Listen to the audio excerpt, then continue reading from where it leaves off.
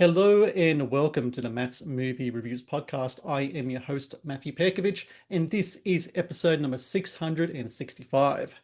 Out now in Australian cinemas is Proclivitas, a psychological horror that stars Rose Riley as a former doctor and addict who returns to her childhood home where a past trauma manifests itself in the form of a terrifying demon. An intense and mood-driven story of grief, addiction, and how the darkness of the past can consume the present. Proclivitas also features the feature film directorial debut of Miley Tunnecliffe, who joins me now on the podcast. Miley, how are you? Hi, I'm good, thanks. Thanks for having me. Not at all. Thank you so much for being here. And as I mentioned in my intro, Proclivitas out now in Australian cinemas. Last week actually is when it came out in cinemas. So what's that like for you? I know you had the screening at South by Southwest last year. Um, with that's festival crowd, I'm talking about now general audiences all around the nation looking at your movie. What's that been like for you to see your stuff not only up on a cinema screen, but for like the whole nation to kind of watch and consume? I'm sure it's both thrilling and kind of and anxiety driven as well there. Yeah, it kind of feels a bit surreal. Because I'm getting pictures of friends like throughout Australia, like go showing me the name up on the marquee at their local cinema or a picture on the wall. And a couple of them like it's been a dream to have one of my films play at Newtown Dandy because I used to live down the road from there and that was my local Right. cinema. And same here at Luna in Western Australia.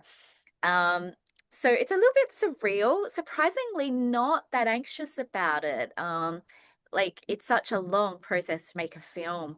Um, yeah, if I feel I'm just happy it's out there and it's like it's no longer mine, it's for everyone to enjoy now. So yeah. It's really interesting after all of these episodes how I'm going to talk to different filmmakers about their feelings about when a movie's out there, how down the middle the reaction is either I wish I had more time or I'm happy it's out there. Kind of like sending your kid off to college kind of thing, you know?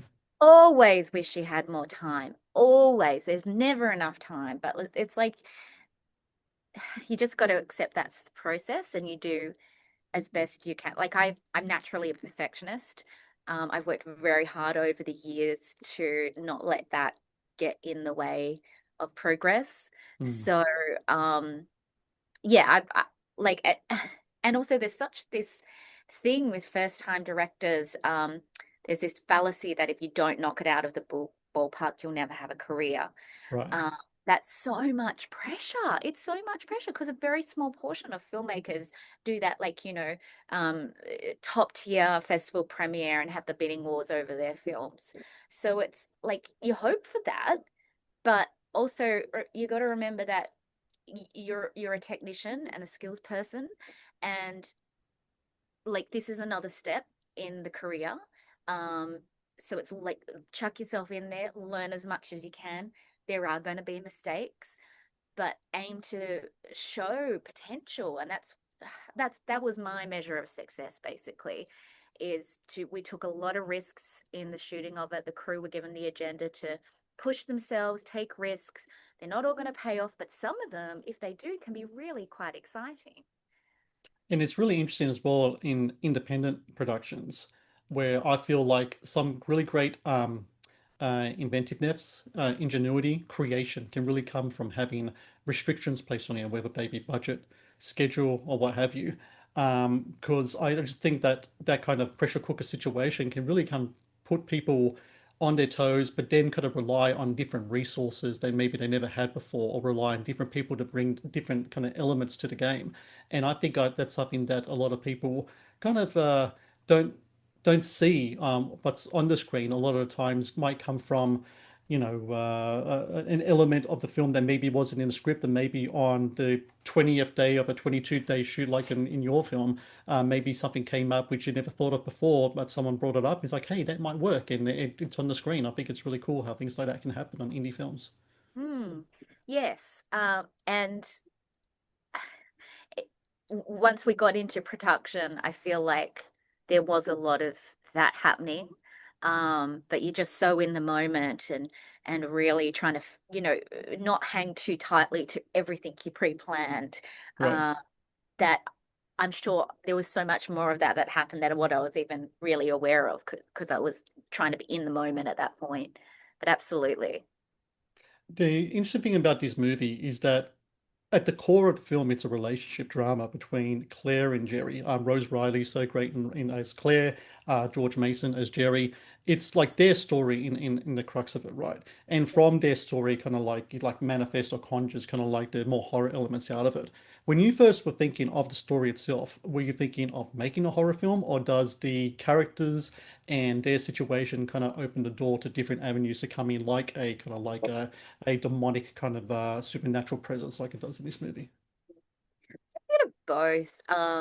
I guess from my acting background, I have to always come from character and what is the psychological aspect of any film that I do that I'm interested in exploring.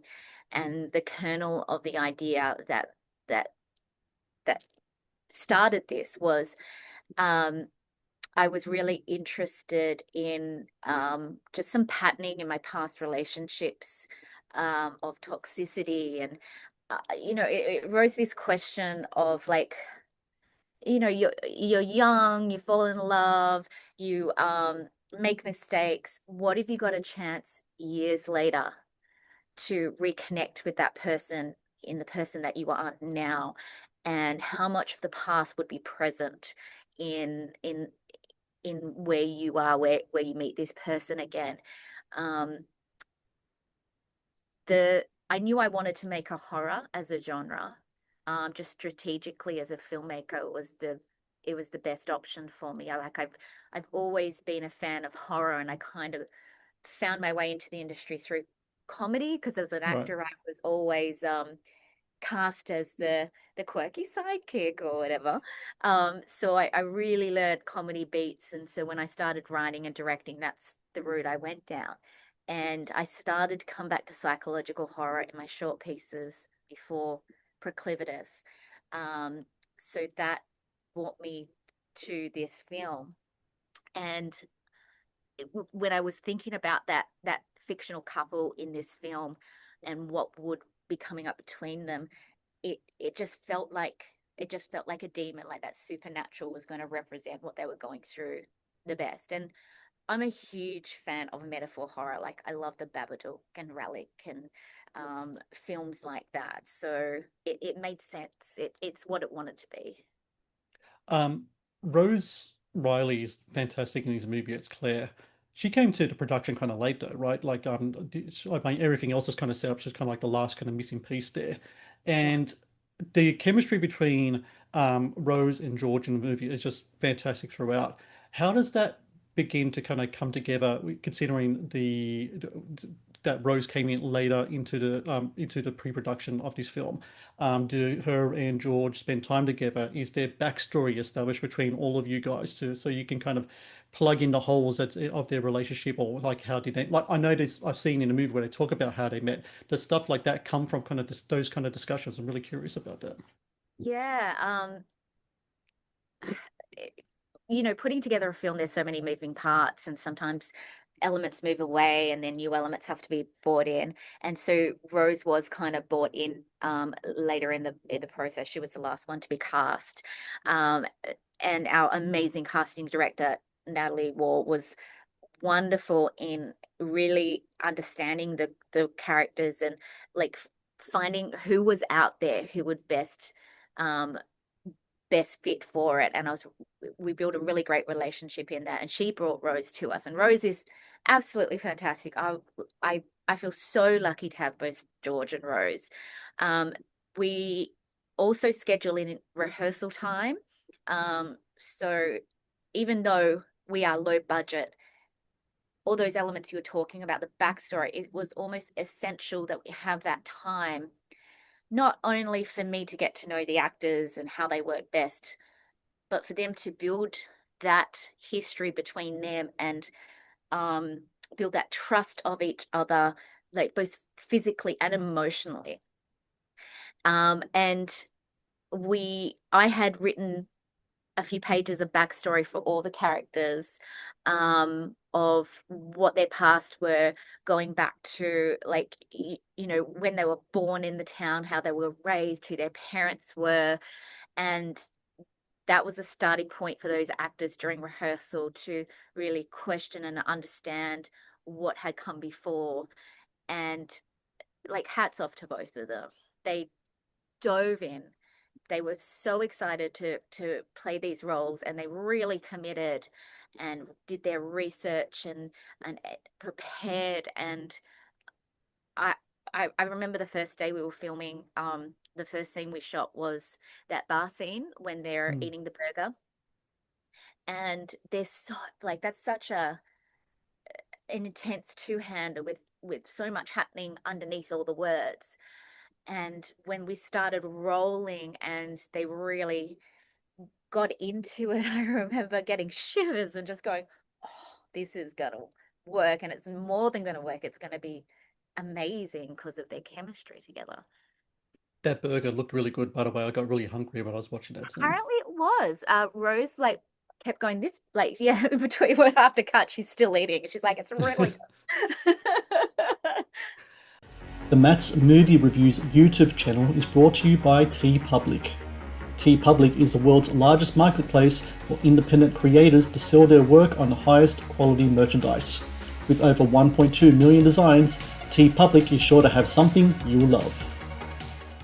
Um, the character of Claire is really interesting in that she's like this ball of anxiety. Like she's just so careful where she treads all the time. She has addiction, she has these traumas, and she places like quite a level, like a heavy burden on herself into like to not venture out and make mistakes, like whether spiritually, psychologically, what have you. The way she kind of counteracts that is like there's a physicality that she kind of brings to the performance, a physicality to the character, and that physicality is what kind of helps ease the tension. One of those things she does is this dance scene. She's dancing to Original Sin by In Excess, which is a really interesting song choice as well. Um, the need for her to express herself physically to kind of just bring down the intensity of that's within her. Is that something that you read that maybe people that like deal with traumas and such like that, like they do things like that, they do exercise or they dance or they do anything like that to kind of help them cope with the psychological mental aspects of their being by addressing it through physical means? It's a really kind of interesting play between both elements.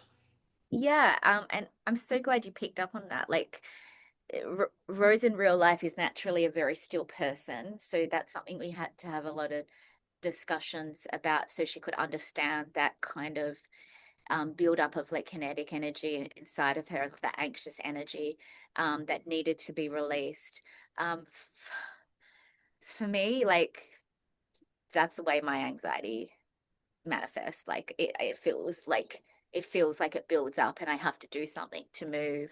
Mm. And it just it just felt like in this role there were so many unconscious decisions I made when writing her, when writing the role of Claire, and who she was and her psychology and that relationship, as you mentioned, between like control and those habits she has that are both protective and self-destructive. Um, that I, yeah, I think I jump into my acting brain when I'm writing, and I try to make the characters feel as organically. I try to use my, you know, my subconscious to write it so it feels organic and it's not like pieced together intellectually. And so that makes it really interesting when the actors come in and they start asking questions about why this, and I have to go, oh, I have to then turn Mm. it into an intellectual exercise to explain it so that they can then put it back into an organic into their bodies. Yeah. The In Excess song is really interesting also in that it kind of took me back to years ago. I interviewed a director of his In Excess documentary. It was called Mystify. And when I was talking to him, I was surprised to find that even though he had access to all these archival footage, never before seen stuff, the band was on board, they gave it their blessing, everything else. Grabbing the music getting a copyright for it ended up being the most difficult thing of it all because it was just so many hurdles to jump through. When Mhm. you're dealing with yourself with an independent production, what was it like trying to get that song into this movie? Was it harder than you imagined it would be, or did you know there was going to be some sort of there's going to be a lot of kind of like fences to jump over, a lot of hoops to jump through to try to get that song in this movie because number one, it's a very popular song, and number two, the people who have the rights to it, I'm sure, were asking for like a treasure chest of stuff to try to get your hands on it. Yeah, I mean, the music is always so important for me. I think it goes back to like the rhythm of a piece. And right from the beginning, me and my producer Kate, we budgeted to have 2 to 3 known songs to complement the score by Stevie Callan and the sound work by Envelope Studios. In the Um, ones just so in the ones on the top of my head, you had the Spider yeah, Bait song, you had the In Excess song. Just yeah. trying to think, what was the other song you had in there I as think well? that's I think we ended up with two Two, because yeah, yeah, that's where the budget ended up going. So like I wanted to get three in there.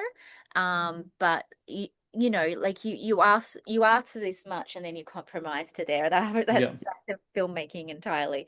Um, but uh, I did have a similar thought going into the NXS, and Kate was so on board and we wanted to make it work, and we had a music clearance person, and we were like, let's try and make this work and see if they come back to us.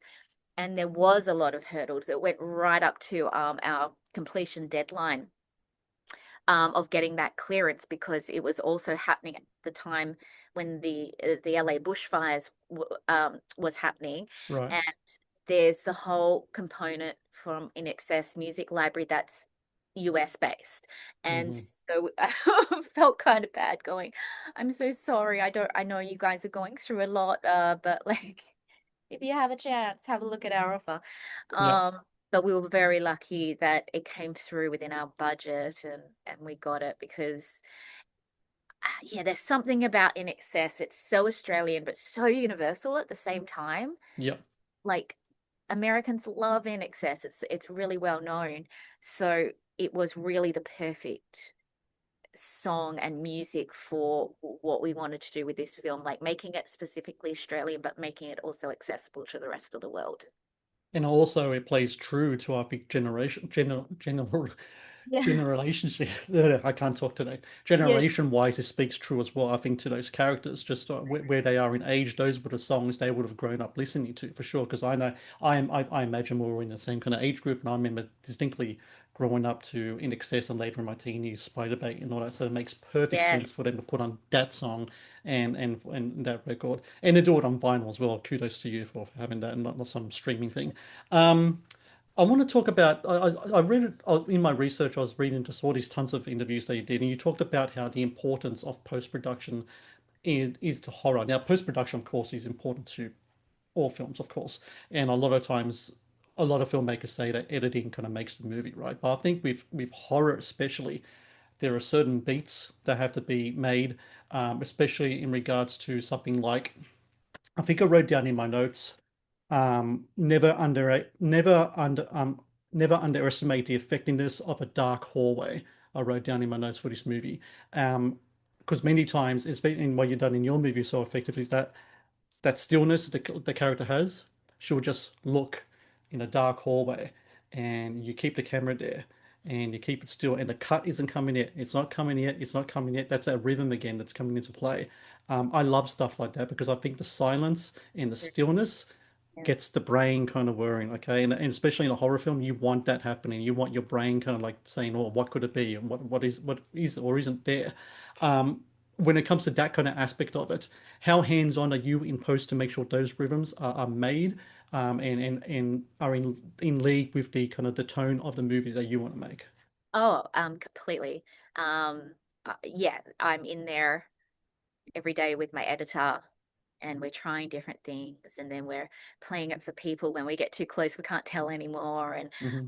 um, i- it's like those were the parts of the film that I had to do the most amount of planning around because you're trying to figure out the lighting, getting the lighting right, the getting the camera angle right, and I think it's very Lynchian to really use the reaction of the characters to really create that dread for the audience, and because we're such pack animals, we're always reading each other and Mm. looking for nonverbal cues that there's something wrong, for our own safety. So, like, never underestimate a actor's reaction to that kind of thing to really like build that dread for us, even when there's nothing there. Like, I think somebody doing that right now so incredibly is James Wan. Like, Right. I, I'm a little bit obsessed with The Conjuring, especially that first movie. And I remember that scene where the girl is in bed and she can see something behind the door. I've played that so many times to see if there's anything behind the door, and as far as I can tell, there is nothing there. But this girl's petrified fear as she's staring, and her sister is just can't see anything, and she's going, "What's there? What's there?" Gives me chills just thinking about it. Like, it is some of my favorite moments of horror when you use your craft and the editing process and the sound and the grade as well to really fine tune those moments. The Matt's Movie Reviews podcast is brought to you by Amazon Prime Video. One of the best on-demand streaming services available, Amazon Prime Video features exclusive Amazon originals as well as popular movies and TV shows. Watch Amazon Prime Video anytime, anywhere.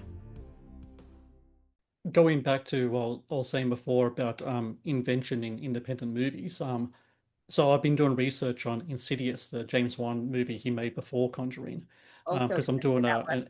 yeah, I'm doing a podcast episode of it next week, Oh, great. um, I can't wait and to listen to it then. I read a quote where he said that, I mean, that movie was made for $1 million. It was like essentially an indie film, and Yeah. he said that there was a good thing it wasn't a big major studio thing because the key that he found in that movie that he brought to Conjuring later is the effectiveness of silence and Hmm. stillness to be able to bring forth the bigger impact in the horror later. And I think later on, some people kind of like cheapen the effect of some of this stuff in movies. But I think a movie like yours kind of harkens back to that kind of like the way that Wan kind of did it back in the day as well. In that I was watching the movie, and many times I was watching the screen and I was thinking to myself, okay, something's got to be there. What is there? I don't know because she's reacting to it. I think the painting is something like that as well that she keeps looking at, the black ink on the painting as well. I think something that's very effective. I just absolutely love stuff like that because I don't mind horror movies where it's like full on Evil Dead stuff as well. Like I like that stuff as well. I know you grew up watching Predator and Aliens, and that's like chock-a-block just full of like that stuff as well. But those silent moments where, especially in a cinema, where if anyone even makes a noise, it kind of like it just can make you jump out of your seat. I think those are the moments I kind of live and die for in watching horror films. And I absolutely love the way they handle it in this movie too. Oh, same. And that was something that the sound team really worked with as well. Um, and I think we're getting really smart at recognizing when it's really obvious and the sound is taken away too dramatically. We're like, oh, Mm, there's a jump scare coming. So for us, we try to play around with some subversions of the sound as you lower it. There's a scene when she's underneath the house and she's listening. You can hear um the bush sounds, the crickets and the frogs, and it's the same when she's up. Anytime she's up outside, and we have a moment where the monster's around, we remove some of that wildlife sound.